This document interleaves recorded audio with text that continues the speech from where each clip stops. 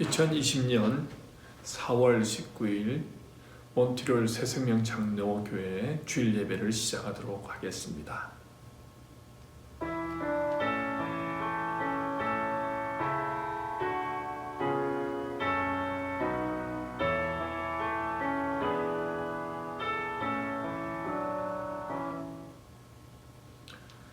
오라 우리가 굽혀 경배하며 우리를 지으신 여호와 앞에 무릎을 꿇자.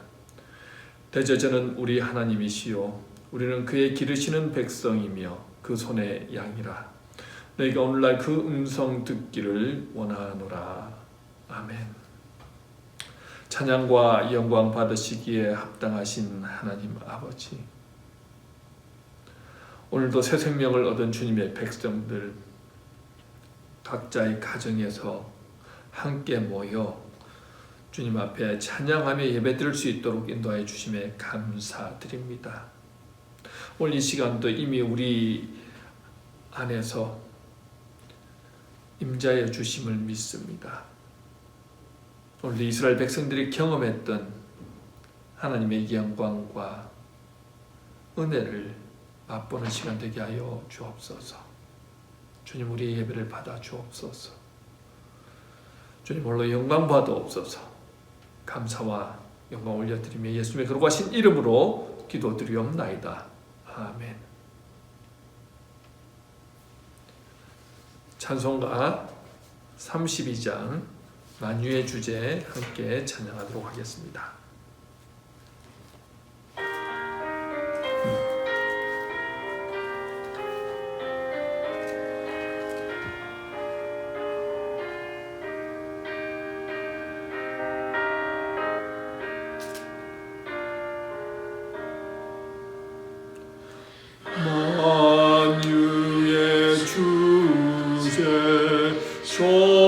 존귀하신 예수, 사랑이 되신 하나님, 나 사모하여 영원히 섬긴 내 영광 되신 주,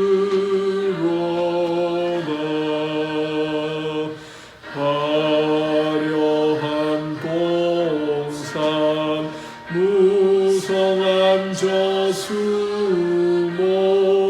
다 아름답고 묘하나 순전한 예수 더 아름다워 봄 같은 기쁨 주시네.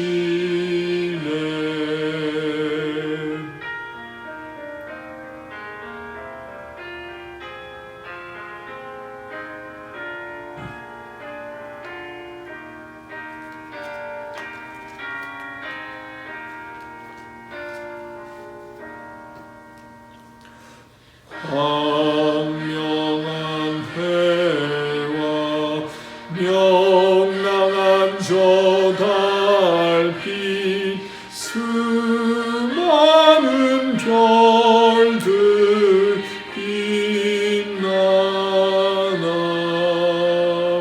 주 예수 빛은 더 찬란하여 참 비교할 수 없도다.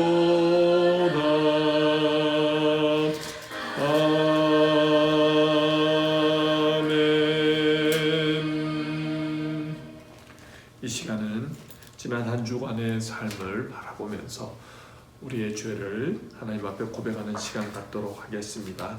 하나님을 사랑한다고 하면서 세상과 물질을 더 사랑하였던 모습들은 없는지요? 주님이 나의 주인이라고 고백하면서도 내 인생의 주인이 되어서 살았던 그런 시간들은 없었습니까? 주를 위해 살기보다 나의 만족을 위해서 살았던 모습은 없으신지요? 구원의 감격을 잃어버리고 타성에 젖은 형식적인 그런 신앙생활을 하지는 않으셨는지요. 오늘 우리의 모습 가운데 탐욕스러운 모습, 세상과 타협하며 살았던 모습들이 있다면 오늘 주님 앞에 다 도설하고 회개함으로 나가도록 하겠습니다. 우리 한조원의 삶을 주님 앞에 고백하며 나가겠습니다. 기도하십니다.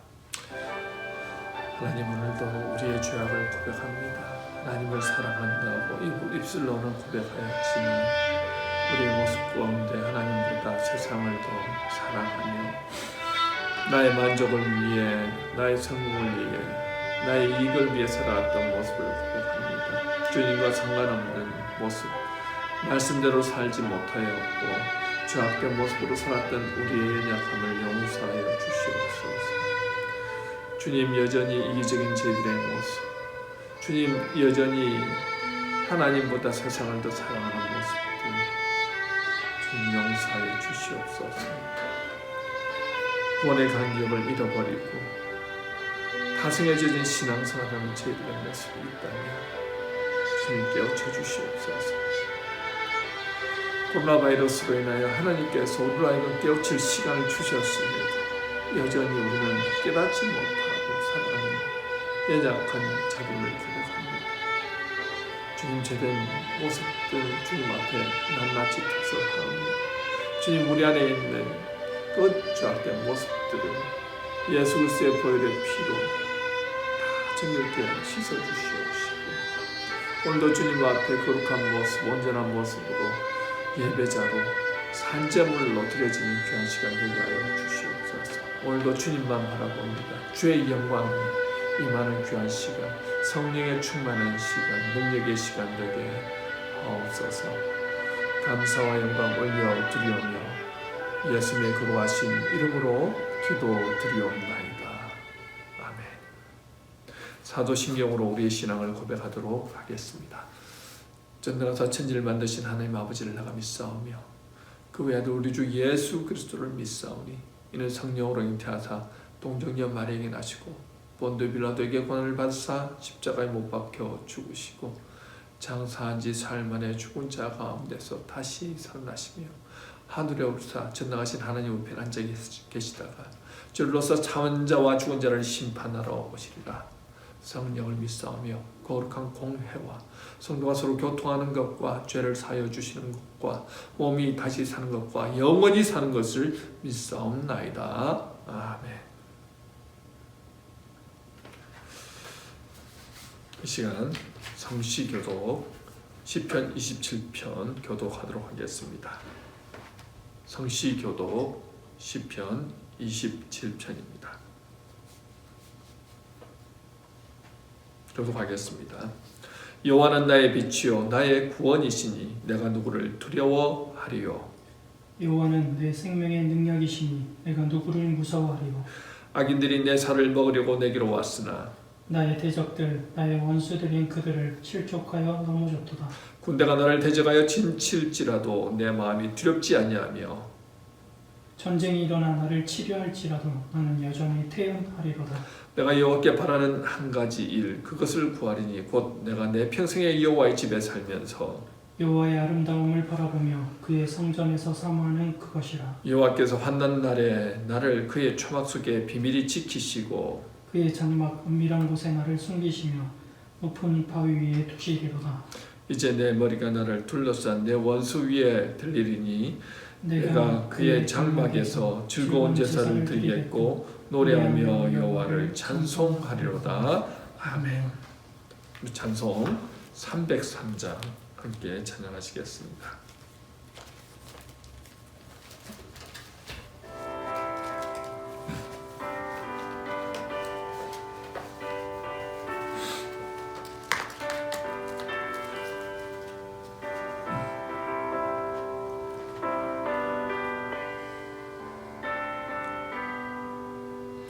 날 위하여 십자가에 중한 고통 받으사 대신 죽음 주 예수의 사랑하신 은혜여 범에는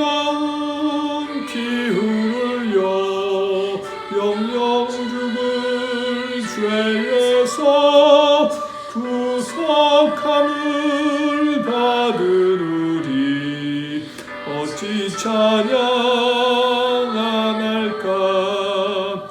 예수 안에 있는 우리 한량없이 즐겁고 주 성령의 위로함이 마음속에 차도다.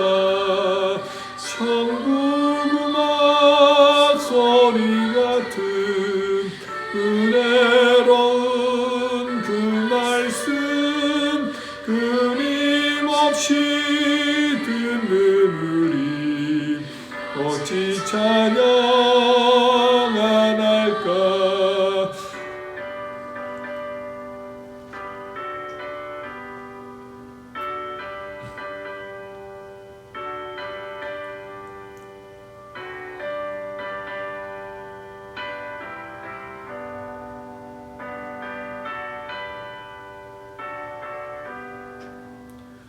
이 세상의 모진 풍파 쉬지 않고 불어도 주님 안에 보호받는 우리 마음 편하다. 늘 깨어서 기도하고 저 천국을 바라며 주님만을 기다리니 어찌 찬양 안 할까. 이 시간 저희들 대표해서 최병일 목사님 기도 인도해 주시겠습니다. 여러분 함께 마음 모아서 예배를 위해서 기도하도록 하겠습니다. 기도합니다. 사랑과 은총이 많으신 아버지 하나님, 감사를 드립니다. 우리가 무엇이기에 우리를 사랑하시고 예수 그리스도를 우리 주님으로 믿게 하시고 우리가 날마다 하나님 앞에 기도하고 회개하고 우리의 소원을 올려드릴 수 있는 은혜를 베풀어 주시니 감사를 드립니다. 하나님 아버지, 오늘은 거룩한 주일입니다. 우리 함께 모여 예배 드릴 수는 없지만 각자의 처소에서 이렇게 마음 모아 예배를 드리오니 우리의 예배를 받아 주시옵소서. 하나님 아버지, 지금은 코로나로 인하여 많은 분들이 고통을 받고 있습니다. 코로나로 인하여 생명을 잃은 분도 계시고, 코로나로 인하여 또 병원에 입원해서 또 병과 사투하는 분들도 계십니다. 또 많은 의료진들이 자신의 건강을 담보로 또 그 환자들을 위하여 헌신하는 가운데 있습니다. 아버지, 이 모든 어려움을 아시는 주님, 이 코로나로부터 고통을 받은 영혼들에게 하나님 은총과 사랑과 위로를 더하여 주시고 의료진들에게 힘을 더하여 주시고 또 백신과 치료제가 속히 개발되어서 이 어려움이 끝날 수 있도록 은총을 베풀어 주시옵소서. 우리 사랑하는 새생명교회 성도님들, 우리 어린 영혼부터 우리 어르신에 이르기까지 각자의 처소에서 함께 가족끼리 생활하며 또 하나님 앞에 간절히 기도하는 가운데 있사오니 하나님 먼저 우리 새생명 성도님들을 지켜주시고 보호하시고 또 가정에서 드리는 기도에 응답하여 주시고 하나님을 깊이 만나는 시간 되게 하시고 가족끼리 더 우애가 되는 시간들이 될 수 있도록 은총을 베풀어 주시옵소서. 하나님 아버지, 또 우리 조국 대한민국과 온 세계를 위하여 기도합니다. 이 어려움 가운데 경제적인 어려움과 또 병으로 인하여 고통받는 수많은 영혼들을 하나님 아버지 불쌍히 여겨주시고 이 어려움을 하나님 능히 이기고 믿음으로 나아갈 수 있는 우리 온 세계에 하나님의 자녀들 될 수 있도록 은총을 베풀어 주시옵소서. 오늘도 하나님 말씀을 들고 서신 우리 정성호 담임 목사님에게 성령의 충만한 은혜를 베풀어 주시고 그 말씀을 듣고 우리가 더 힘을 얻고 또 능력 받아서 또 일주일 동안 살아가는데 하나님 힘이 되게 하시고 하나님을 위하여 이웃을 위하여 준비되는 귀하고 복된 시간 될 수 있도록 은총을 베풀어 주심을 믿고 감사를 드립니다. 우리 영유아부가 있습니다. 우리 아동부가 있습니다. 따로 예배를 드릴 때 하나님 은총과 사랑으로 함께 예배드리고 말씀으로 또한 더 성숙한 우리 어린 영혼들이 될 수 있도록 하나님 은총을 베풀어 주심을 믿고 감사드립니다. 속히 함께 모일 그날을 간절히 바라고 또 기도합니다. 우리 예배를 받아주신 우리 주 예수 그리스도 이름으로 기도드립니다. 아멘. 오늘 하나님의 말씀은 베드로전서 1장 3절에서 9절 말씀입니다.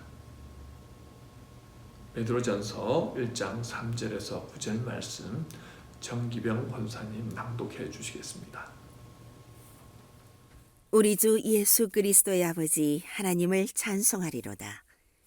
그의 많으신 긍휼대로 예수 그리스도를 죽은 자 가운데서 부활하게 하심으로 말미암아 우리를 거듭나게 하사 산 소망이 있게 하시며 썩지 않고 더럽지 않고 쇠하지 아니하는 유업을 있게 하시나니 곧 너희를 위하여 하늘에 간직하신 것이라. 너희는 말세에 나타내기로 예비하신 구원을 얻기 위하여 믿음으로 말미암아 하나님의 능력으로 보호하심을 받았느니라. 그러므로 너희가 이제 여러 가지 시험으로 말미암아 잠깐 근심하게 되지 않을 수 없으나 오히려 크게 기뻐하는도다. 너희 믿음의 확실함은 불로 연단하여도 없어질 금보다 더 귀하여 예수 그리스도께서 나타나실 때에 칭찬과 영광과 존귀를 얻게 할 것이니라. 예수를 너희가 보지 못하였으나 사랑하는도다. 이제도 보지 못하나 믿고 말할 수 없는 영광스러운 즐거움으로 기뻐하니 믿음의 결국 곧 영혼의 구원을 받음이라. 오늘 특별 찬송은 노승택 집사님 가정에서 예수 늘 함께 하시네 라는 제목의 찬양을 하나님께 올려드리겠습니다.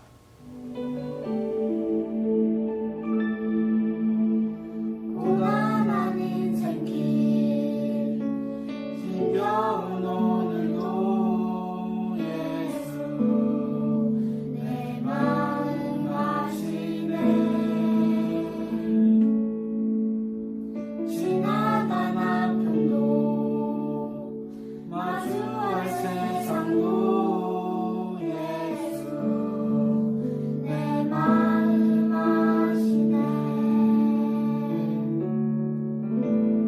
고단한 인생길 힘겨운 오늘도 예수 내 마음 아시네. 지나간 아픔도 마주할 세상도 예수 내 마음 아시네. 믿음의 눈 들어 주를 보리. 이 또한 지나가리라. 주어진 내 삶의 시간 속에 주의 뜻 알게 하소서.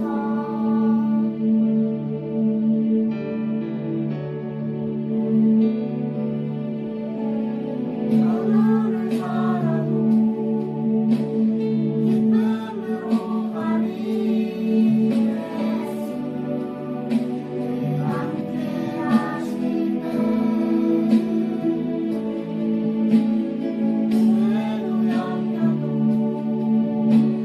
온전히 맡기리. 예수 함께 하시네.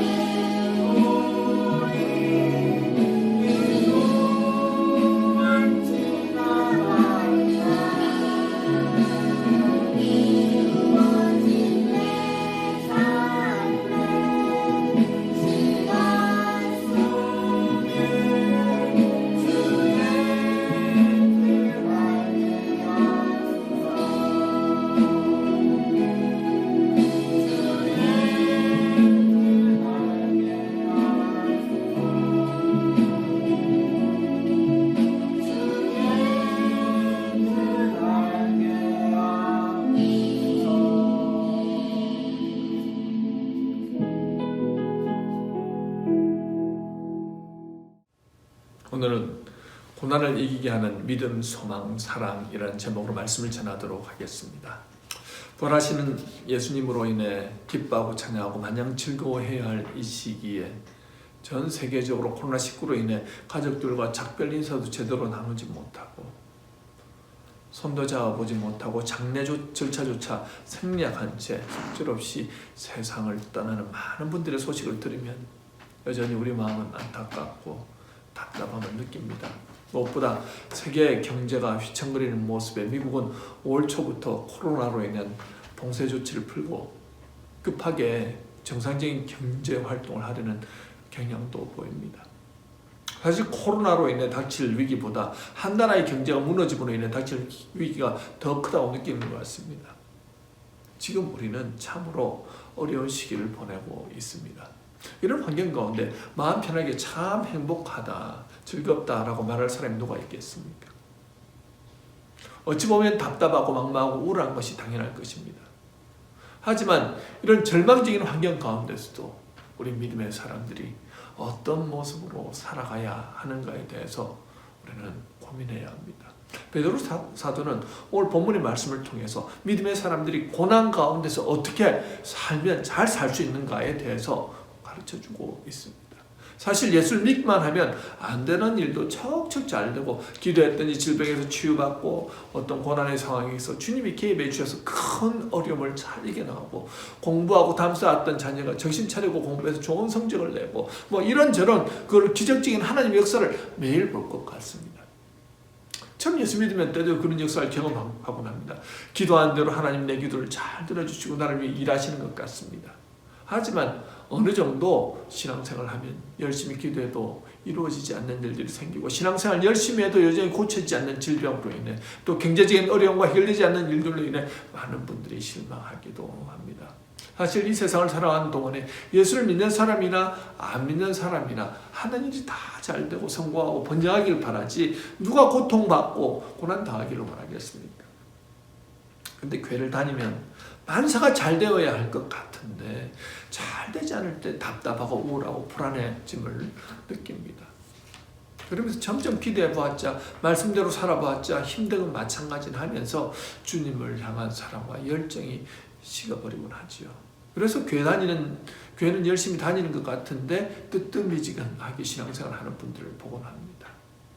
고통 없는 삶을 살면 좋겠는데 하나님의 고통을 방치해 두시는 것 같습니다. 과연 하나님 우리를 고통 가운데 방치해 두시는 이유가 무엇일까요? 오늘 본문 6절 7절을 보면 이렇게 말씀하시지요. 그러므로 너희가 이제 여러 가지 시험으로 말미암아 잠깐 근심하게 되지 않을 수 없으나 오히려 크게 기뻐하는도다. 너희 믿음의 확실함은 불로 연단하여도 없어질 금보다 더 귀하여 예수 그리스도께서 나타나실 때 칭찬과 영광과 존귀를 얻게 할 것이니라. 우리 주님은 고난과 고통을 통해서요 우리의 믿음을 연단하신다고 말씀하십니다. 마치 불로 연단하는 것처럼 그렇게 연단하신다는 거예요. 굉장히 고통스러운 연단이죠. 이 믿음의 연단을 통해 예수 그리스도께서 재림하실 때 우리의 모습이 어떻게 해요? 칭찬과 영광과 존귀를 받게 하시기 위해서 그런 고난을 허락하신다는 거지요. 사실 우리가 고난을 잘 견뎌내는 것 결코 쉽지 않습니다. 그 당시 베드로 사도가 편지를 보내는 성도들은요 엄청난 박해를 피해서 아시아 각지로 흩어졌던 디아스포라 크리스찬들이었습니다. 그때 어떤 일이 있었을까요? AD 64년 7월 19일 로마에 대화재가 발생합니다. 그 화재로 인해 거대한 로마의 주택이 모두 불타 없어졌습니다. 그들이 섬기던 그 신전도 다 화염의 재로 변했습니다. 이 일로 인해 로마 시민들의 분노는 하늘을 찌를 듯 했습니다. 당연히 그것에 대한 책임은 그 당시 황제였던 네로에게로 돌아갔습니다. 이로 인해 폭동이 일어날 것 같습니다. 네로 황제는 자신의 자리의 위태로움을 느꼈습니다. 그때 네로 황제는요 그 모든 잘못을 기독교인들에게 돌렸습니다. 사실 그 전까지는요 기독교인에 대한 박해가 없었습니다. 유대인들과 기독교인들 사이에 갈등이 있다는 사실은 알았지만 그냥 유대교의 한 분파 정도로 기독교를 생각해서 유대인끼리의 종교적인 문제는 로마인들이 관여하지 않으려고 했습니다. 하지만 그 당시 로마 귀족의 부인들 중에 유대인 여인들이 많았습니다. 유대인들이 볼 때 날로 늘어가는 기독교의 교세를 한 번에 무너뜨릴 수 있는 방법이 바로 로마 화제를 기독교인들이 일으켰다는 거짓 소문을 퍼뜨리는 것이었습니다. 그 여인들은 로마인 남편에게 기독교인들에 대한 안 좋은 소문을 계속해서 말해줍니다. 어떤 소문이었을까요? 사실 기독교인들은 비밀리에 모여 주님의 성만찬을 행하였습니다. 그들은 사람의 고기를 먹고 사람의 피를 마신다는 소문을 퍼뜨렸습니다. 그러니 기독교인들은 어린아이를 죽여서 먹는 그 식인종이라는 소문이 돌았습니다. 게다가 성찬이 있을 때 평화의 입맞춤이라고 피차 무난하였는데 남자가 모여서 종교적으로 음란한 행위를 한다는 소문이 퍼졌습니다. 이렇게 안 좋은 소문을 통해서 기독교에 대한 안 좋은 인식이 이렇게 반화했습니다.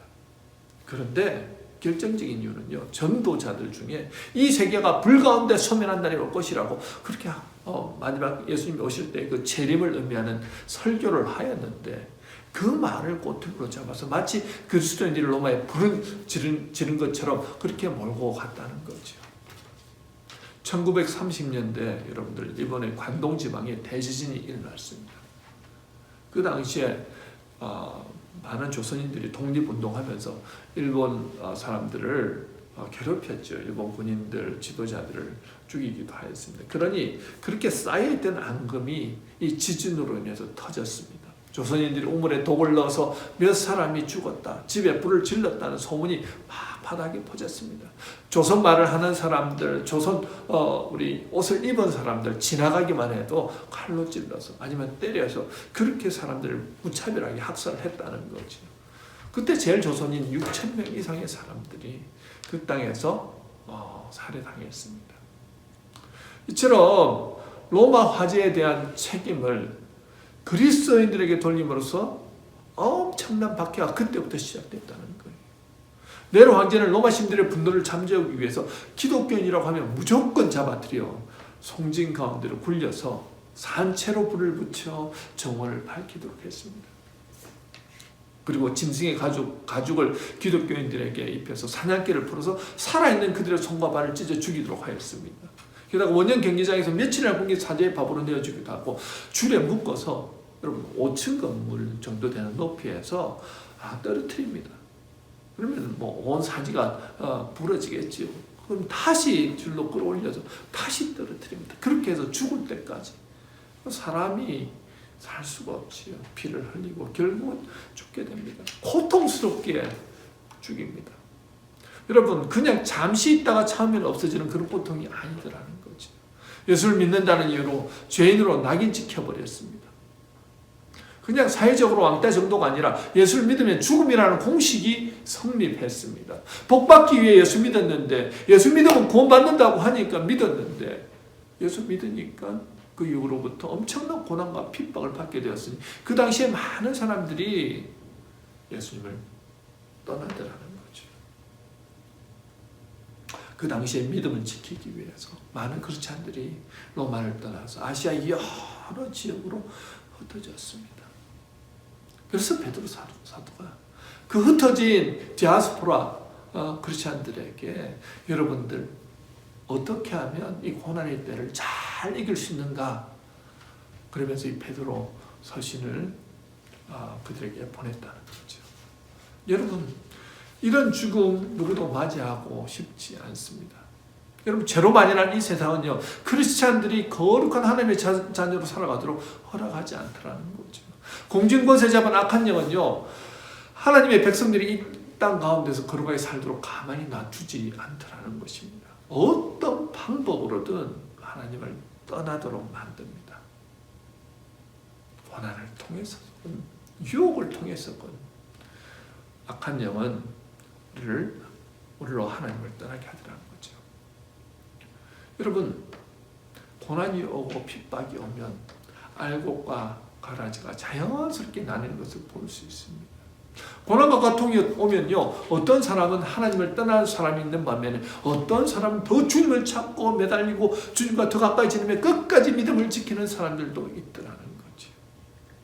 저는 우리 새생명 성도들이 정말 이 고난의 순간에도 더 주님을 찾고 주님을 부르고 주님과 가까이 하면서 주의 능력으로 살아가는 저와 여러분들이 되었으면 좋겠습니다. 알곡 같은 크리스찬들이 되었으면 좋겠습니다. 그런데요, 정말 그 고통 가운데서 극심한 고난을 이기고 믿음을 지킬 수 있었던 그 세 가지 비결을 오늘 본문에서 발견할 수 있습니다. 그 첫 번째가 바로 그리스도의 사랑을 매일매일 확신하며 사는 것입니다. 사실 구원은요, 여러분, 내 힘으로 받을 수 있는 것이 아닙니다. 하나님의 긍휼하심, 다함 없는 하나님의 사랑으로 하나님의 택한 사람들만 구원받을 수 있다는 것입니다. 본문 3절 한번 보실까요? 우리 주 예수 그리스도의 아버지 하나님을 찬송하리로다. 그의 많으신 긍휼대로 예수 그리스도를 죽은 자 가운데서 부활하게 하심으로 말미암아 우리를 거듭나게 하신 산 소망이 있게 하시며 라고 말씀합니다. 여러분, 십자가 사랑은요, 하나님 아버지가 나를 구원하시기 위해 아들 예수를 십자가에 죽도록 내어주신 사건입니다. 십자가 사랑은요, 아들 예수님이 나를 구원하시기 위해 기꺼이 십자가를 져주신 사건입니다. 아버지 하나님과 아들 예수님의 희생이 없이는 저와 여러분이 구원받을 수 없습니다. 그리고 성령께서 나를 직접 찾아오셔서 내 영의 눈과 귀를 열어주셔야 십자가 사랑을 믿을 수 있게 된다는 거죠. 그 십자가 사랑이 나를 위한 완전한 사랑이었다고 고백하는 사람만이 거듭남을 경험할 수 있습니다. 거듭남은요, 오늘 본문 3절에 나온 거듭남은 다시 태어나는 것을 의미합니다. 죄로 인해 죽었던 우리가 예수 그리스도의 십자가 사랑을 믿음으로 하나님의 자녀로 의로운 존재로 다시 태어나는 것을 의미합니다. 본문 3절에 중반부에 나오지요. 그의 많으신 긍휼하심이라는 단어가 나옵니다. 하나님의 긍휼하심. 다른 말로 하면요, 다음 없는 그 하나님의 사랑을 통해서 우리가 거듭난다는 것입니다. 여러분 기억하시기 바랍니다. 내가 먼저 하나님을 사랑해서 하나님이 나를 찾아오시고 나를 구원해 주신 게 아니라는 거예요. 하나님이 나를 사랑하셔서 먼저 나를 찾아오셔서 구원해 주셨다는 것입니다. 나 같은 죄인이 어떻게 예수를 믿을 수 있냐고 외쳤던 그 노예 무역선 선장 존 뉴턴, 누가 찾아가셨습니까? 예수님이 직접 찾아가셔서 그를 만나주시고 그의 영의 눈을 띄워주심을 통해서 그가 변화되어지더라는 거죠. 수많은 크리스찬들을 핍박하고 스데반 집사를 죽인 데 앞장섰던 바울도 누가 먼저 찾아갔습니까? 예수님이 그를 먼저 찾아가시더라는 거죠. 이처럼 우리 예수님은 죄로 인해 도저히 구원받을 수 없다고 생각했던 사람들을 사랑하셔서 직접 찾아가서 그들을 만나시고 그들을 구원의 길로 인도해 주셨다는 겁니다.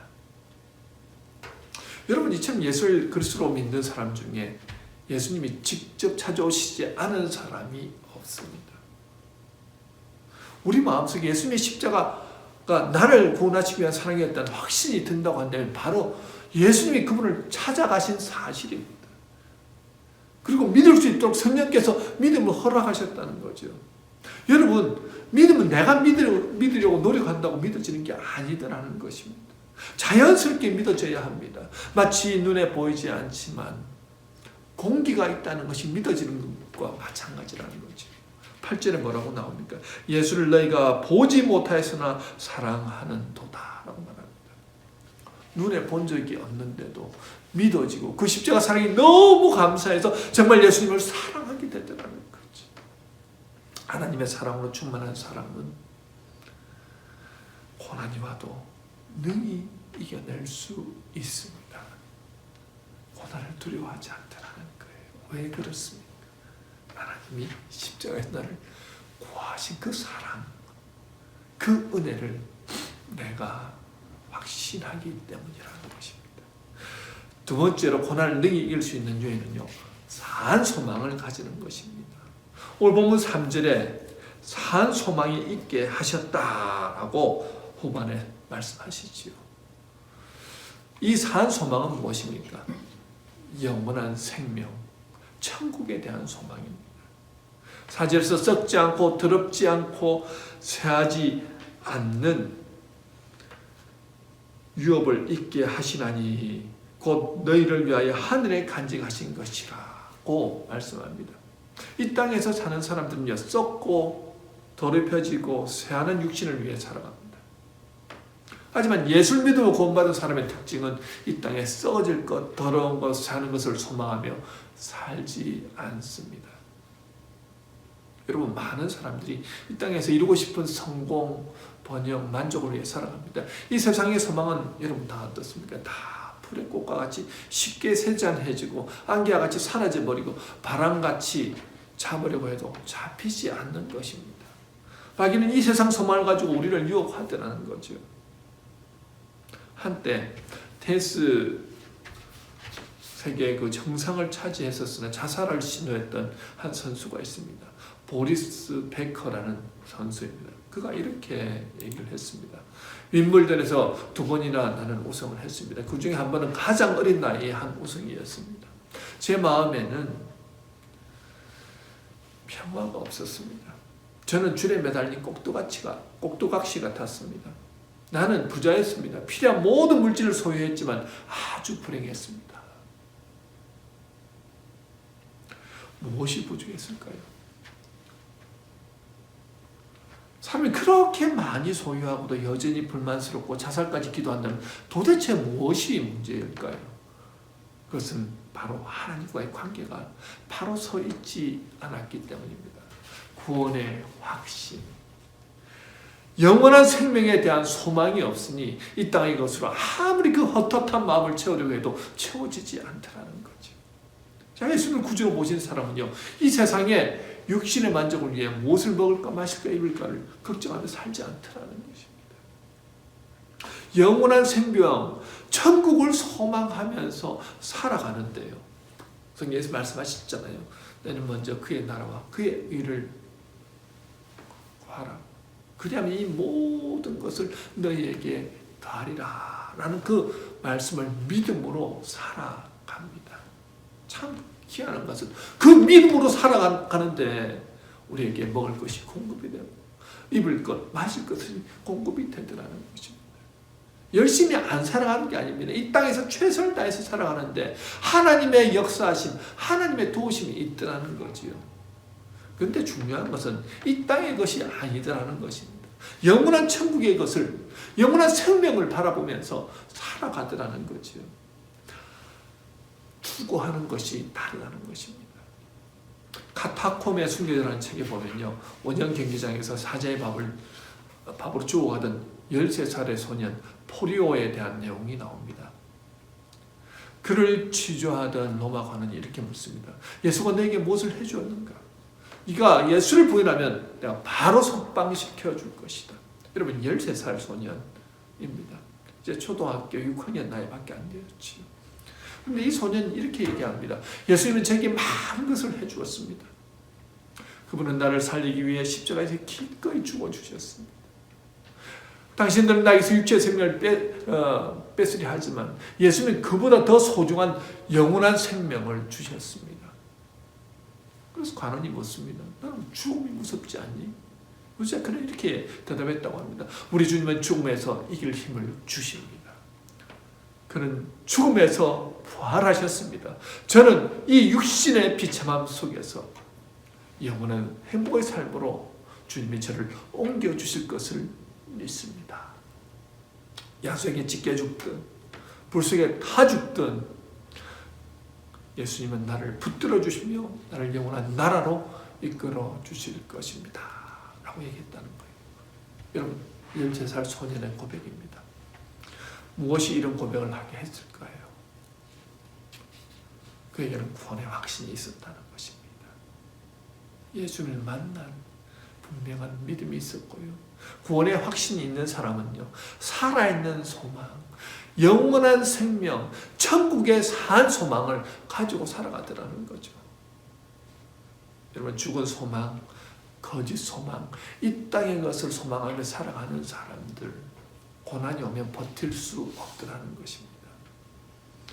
예수를 믿는 순간 산 소망, 영원한 소망이 주어집니다. 왜냐하면요, 영의 눈이 뜨이기 때문에 하나님의 나라가 보이더라는 거죠. 그것이 구체적으로 하나님의 나라가 막 휘황찬란하게 보이는 게 아니고요, 느낌으로 그게 믿어지더라는 거예요. 하나님의 나라가 있구나. 나는 죽으면 영원한 곳에 천국에 가서 하나님과 함께 영원한 생명을 얻으며 살게 된다는 영의 눈이 뜨이니까 그것을 위해서 살아가더라는 것입니다. 여러분, 기억하시기 바랍니다. 이 땅에서의 삶이 다가 아닙니다. 우리는 이 땅의 나그네로 지금 살아가고 있습니다. 여러분, 이 땅에서 영원히 살아가는 분들 계십니까? 아무도 안 계시죠. 언젠가는 본향으로 돌아가야 합니다. 코로나19로 인해서 응급실에서 지금 병원 일선에서 일하시는 우리 의료 관계자들, 의사 선생님, 간호사님들 하루에도 몇 번씩 그 죽음을 본다는 거예요. 들어올 때는 멀쩡하게 들어왔는데 병이 심해져서 그냥 힘없이 쓰러져 목숨을 잃는 모습을 몇 번이나 보다 보면은 참 우리가 얼마나 연약한 존재인가, 풀의 꽃 같은 인생인지 느낀다는 것입니다. 열심히 아웅다웅 최선을 다해서 살아가도 어느 순간 우리 갈 곳이 정해져 있는 사람이라는 거죠. 여러분, 우리 앞에 어떤 고난이 와도 주님이 우리를 구원하신 그 사랑, 그리고 영원한 생명에 대한, 천국에 대한 소망이 있으면 얼마든지 이 고통도 이겨낼 수 있다는 것입니다. 세 번째, 고난을 이길 수 있는 힘은 하나님의 능력으로 보호하신다는 믿음입니다. 본문 5절 후반부에 하나님의 능력으로 보호하심을 받았느니라고 말씀합니다. 하나님의 능력으로 보호하신다.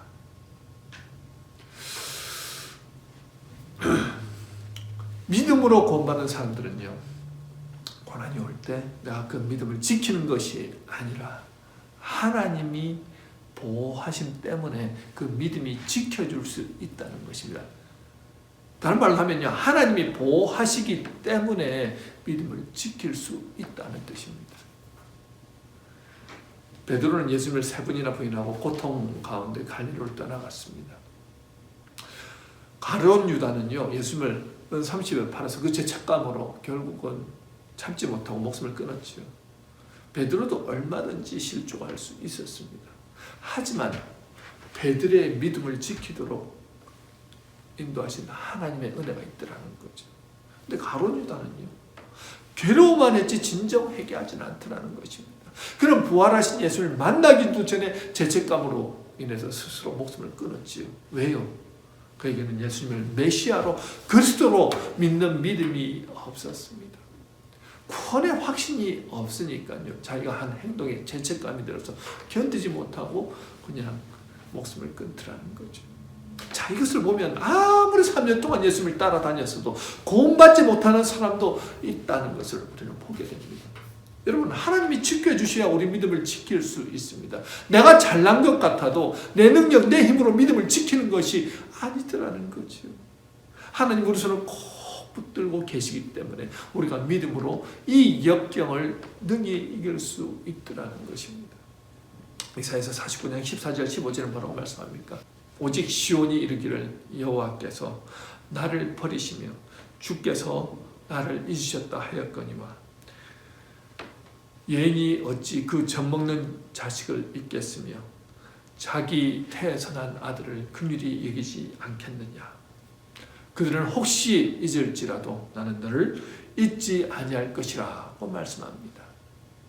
어머니가 그 자식을 버리는 일이 일어난다 할지라도 하나님 우리를 결코 버리시지 않겠다고 말씀하십니다. 오지는 말씀이 그것을 증명해 줍니다. 하나님의 능력이 우리를 지키고 있다는 것이죠.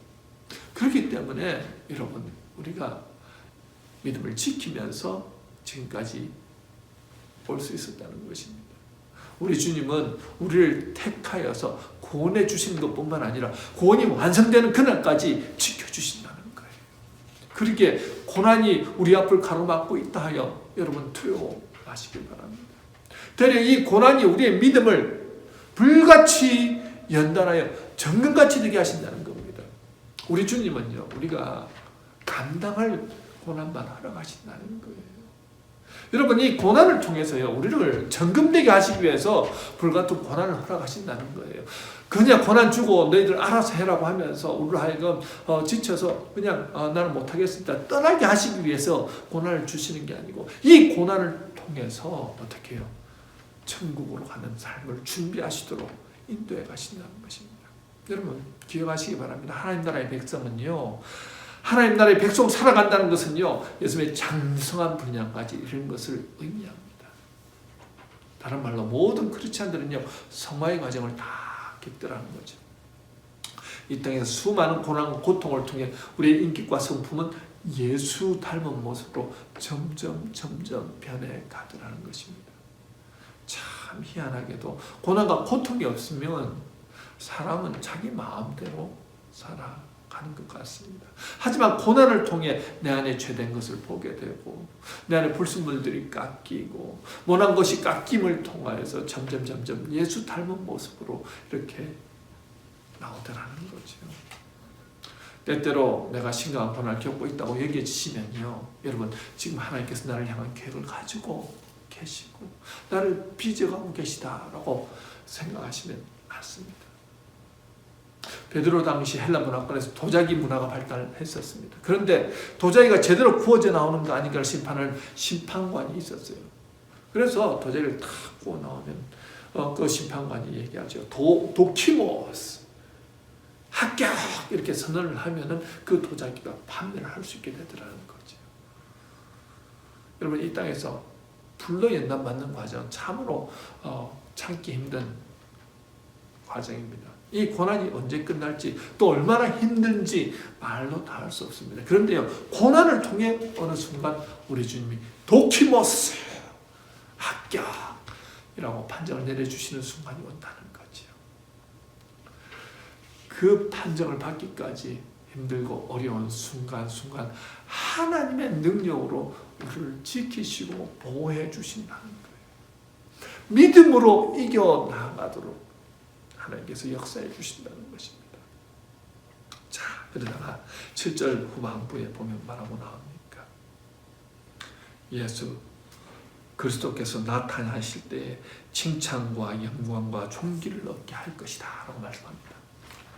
예수님 나를 구원하시고 이 땅에서 나를 빚어 만드시고 성화시키셔서 하나님 앞에 어떤 존재로 서게 만드시냐면요, 결국은 예수님의 목표는 우리가 하나님 앞에서 영화로운 존재로 사는 것입니다. 주님께서 우리를 사랑하여 주셔서 이 땅 가운데서 예수님 닮은 인격과 성품, 성화의 과정을 거치게 하신 다음에, 그리고 어떻게 해요? 천국에 들어간 사람들은 영화로운 존재가 되어서 천국 백성이 다 갖추어야 될 그런 인격과 성품과 모습으로 만들어 주셔서 곳에 들어가게 하시더라는 거죠. 그것을 위해서 주님은 때때로 우리에게 혹독한 불의 연단을 고난을 통해서 주시기도 하십니다. 말씀 맺겠습니다. 오늘 우리들은 베드로 당시에 받았던 그 예수 믿으면 죽임을 당하는 그런 박해는 받지 않습니다. 하지만 개인마다 각자 다른 고난을 경험하게 됩니다. 선한 일을 하고도 누명을 쓰는가 하면 갑자기 생각지도 못한 일로 경제적 어려움을 당합니다. 그때마다 사람들은 왜 나만 이런 고난을 당한가 탄식하며 질문하지만 누구도 정확한 답을 해줄 수는 없습니다. 무엇보다 고난이 힘든 것은요, 쉽게 끝나지 않는다는 데 있습니다. 쉽게 끝나면 이미 고난이 아니지요. 열심히 신앙생활해도 고난이 쉽게 물러가지 않는 것 같습니다. 기도했음에도 불구하고 고난은 여전히 존재하는 것 같습니다. 자, 그러고 보면 고난은 물리치는 게 아니라 이기는 게 아닐까 생각합니다. 달리 말하면요, 고난을 멀리 쫓아버릴 대상이 아니라 오히려 함께 있으면서 다스려야 하는 대상인 것 같습니다. 그때 필요한 것이 오늘 나누었던 주님의 나를 향한 다함없는 그 사랑을 여러분 기억하셔야 됩니다. 힘들고 어려울 때 주님의 그 십자가 사랑, 하나님의 그 다함없는 사랑을 매일매일 묵상하며 나아가는 거예요. 그리고 영원한 생명, 천국에 대한 소망을 가지고 하나님 우리를 지켜주신다는 분명한 믿음을 가지고 살아갈 때 본문 9절에서 뭐라고 합니까? 믿음의 결국 곧 영원의 구원을 받음이라고 말씀합니다. 단순히 영혼만 구원받는다는 뜻이 아니죠. 믿음을 통해 한 사람의 완전한 구원을 의미합니다. 영화로운 존재로 그렇게 변화된다는 것이죠. 하나님이 기뻐 받으시는 거룩한 하나님의 백성으로 그리스도의 재림 때 영원한 존재로 하나님 나라에 들어가게 해 주신다는 것입니다. 여러분, 이 어려움의 때에도 믿음의 사람은 능히 이겨나갈 뿐만 아니라 성장할 수 있습니다. 주님의 사랑으로 소망을 품고 믿음으로 승리하시는 저와 여러분이 되시길 주님의 이름으로 축원합니다. 기도하겠습니다. 사랑으로 충만하신 하나님, 소망과 믿음을 주시는 하나님, 참으로 감사합니다. 코로나19로 인해 많은 사람이 고통과 어려움을 겪고 있는 이때 하나님의 자녀로서 이 고난의 때를 어떻게 이겨나갈 것인가 깨닫게 하여 주시니 참으로 감사합니다. 주님께 살아가신 나를 구원하신 그 사랑에 대한 확신을 가지고 어떤 상황 가운데서도 영원한 생명을 주셨기에 산 소망으로 하나님이 지금 이 가운데서 보호하고 계시다는 믿음으로 이 모든 어려움을 이겨나갈 수 있도록 힘 주시옵소서. 지금도 코로나 바이러스로 고통당하는 많은 분들을 만져주셔서 치료하여 주시고 이 고난 때문에 경제적인 어려움을 겪고 있는 많은 분들에게 지혜와 능력을 허락하여 주셔서 능히 이 어려움을 잘 극복할 수 있도록 역사하여 주시옵소서. 이 한 주간도 하나님의 자녀로서 불로 연단받음을 통해서 인격과 성품이 예수 닮은 분량, 장성한 분량으로 성장하게 하시고 하나님의 영광을 위해 쓰임받는 귀한 자녀 되게 하옵소서. 감사와 영광 올려드리며 예수의 거룩하신 이름으로 기도드리옵나이다. 아멘.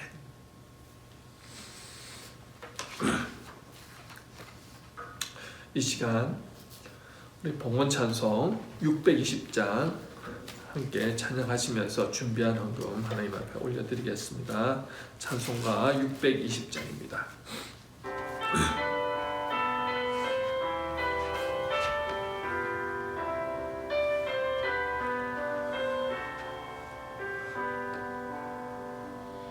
여기에 모이루리 주의 은총 받은 자여라. 주께서 이 자리에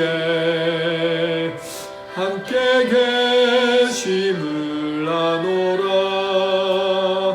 언제나 주님만을 찬양하며 따라가리니 시험을 당할 때도 함께 계심을 믿노라. 이 믿음 더욱 굳세라. 주가 지켜주신다. 어두운 밤에도 주의 밝은 빛 인도하여 주신다.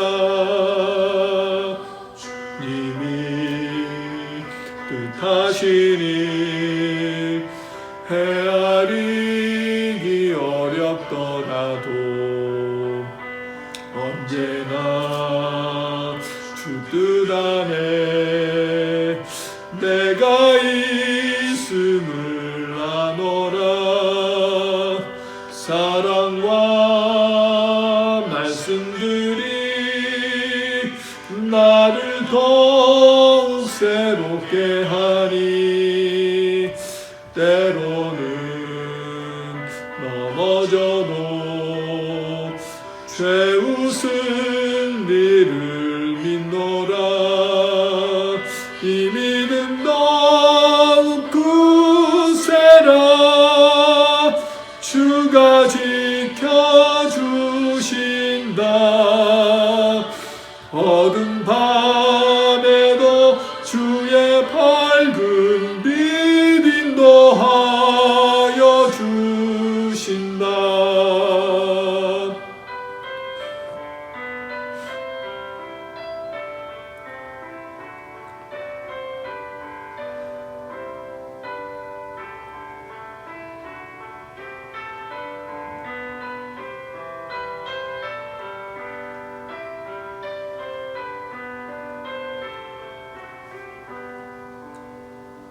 여기에 모인 우리 사랑받는 주의 자녀라. 주께서 뜻하신 바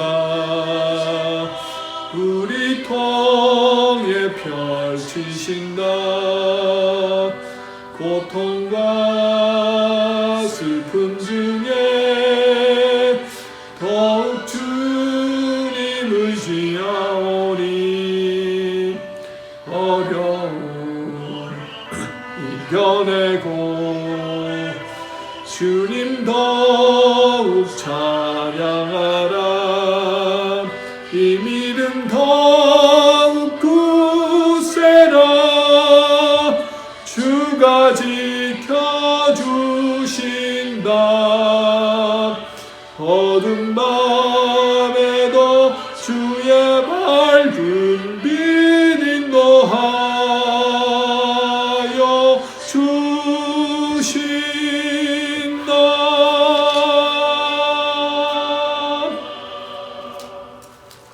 다 같이 헌금을 위해서 기도하도록 하겠습니다. 항상 우리와 함께 하셔서 우리의 힘과 능력이 되어주신 하나님 아버지, 오늘도 저희가 각 가정에서 온라인으로 하나님 앞에 예배를 드립니다. 이 예배 가운데도 주님 함께 하심을 믿고 또 우리의 마음과 뜻과 정성을 다하여 하나님 앞에 주님 사랑하는 마음으로 이 예물도 함께 올려드립니다. 주님 이 예물을 받아 주시옵소서.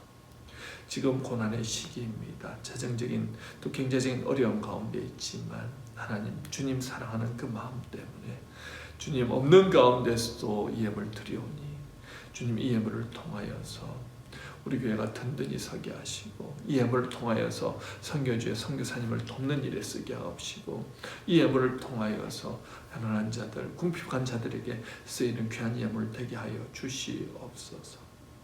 특별히 예물을 드리고 싶어도 참으로 어려움 가운데 있는 성도들을 기억하여 주시옵소서. 무엇을 먹을까 입을까 마실까 염려하지 말라는 그 말씀처럼 먼저 그의 나라 그 일을 구하며 오직 하나님을 바라보며 믿음으로 서 나가는 우리 성도들, 그들의 삶 가운데 주님 하늘의 창을 여셔서 그들의 창고가 차고 넘치도록 주님 채워 주시옵소서. 하나님 이 코로나 바이러스를 주님 손에 올려드리오니 하나님의 가장 적당한 때 하나님의 가장 적당한 방법으로 가장 적당한 사람을 통해서 주님께서 이 코로나 바이러스를 종식시켜 주시옵소서. 하나님 지혜를 허락하셔서 연구하는 자들에게 백신을 개발하게 하시고 치료제를 개발하게 하셔서 더 이상 고통 가운데 목숨을 잃는 분들이 없도록 주님께서 지켜주시옵소서. 우리가 지금 각 가정에서 온라인으로 예배드리지만 어느 순간 함께 모여서 예배드릴 그 순간 우리의 마음, 뜻, 정성을 다하여서 함께 모여 예배드리는 것이 얼마나 귀한 일인가를 깨닫게 하시고 주님 그때까지 믿음으로 예수님 닮아가는 성화의 가정을 이루는 저희들 다 되게 하여 주시옵소서. 우리 모든 분들 지켜주시옵시고 은혜로 충만한 삶 살게 하옵소서. 예수님의 거룩하신 이름으로 기도드리옵나이다. 아멘. 교회 소식 몇 가지 전하도록 하겠습니다.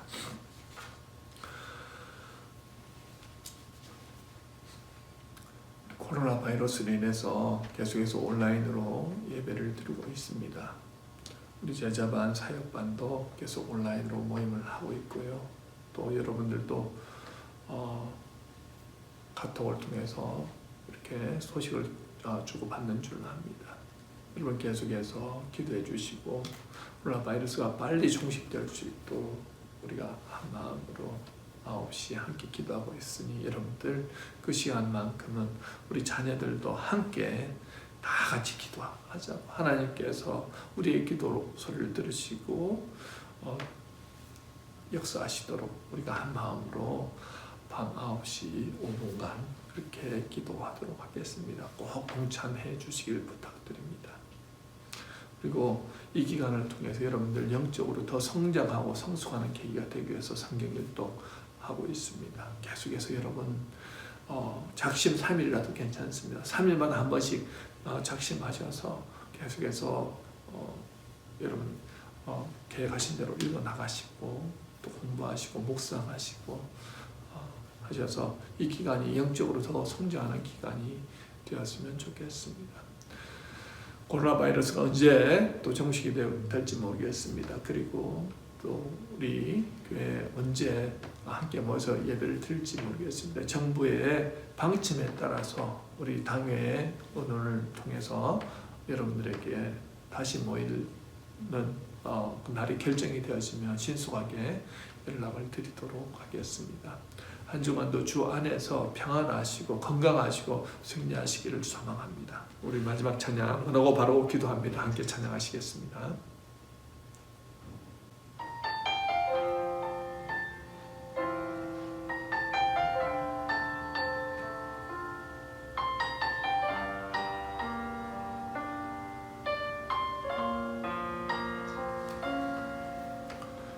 이 세상을 살아가는 동안에 나의 힘을 의지할 수 없으니 기도하고 낙심하지 말 것은 주께서 참 소망이 되심이라.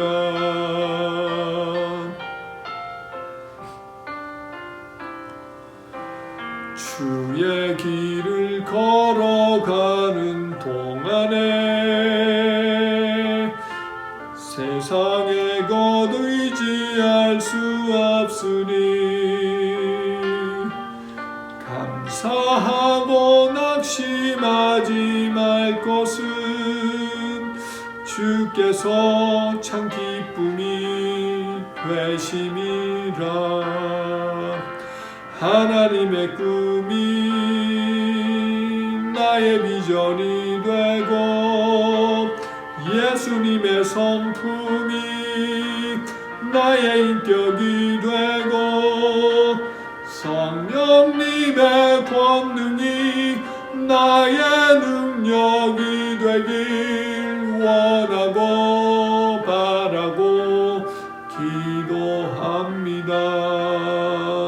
원하고 바라고 기도합니다.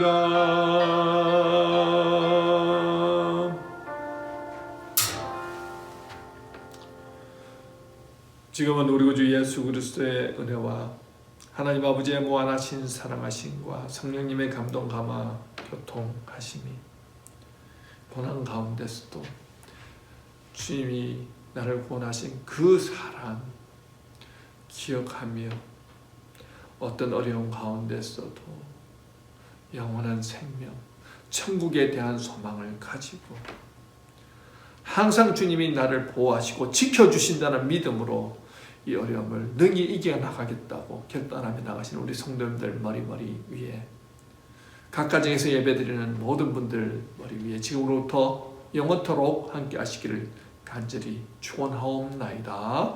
아멘.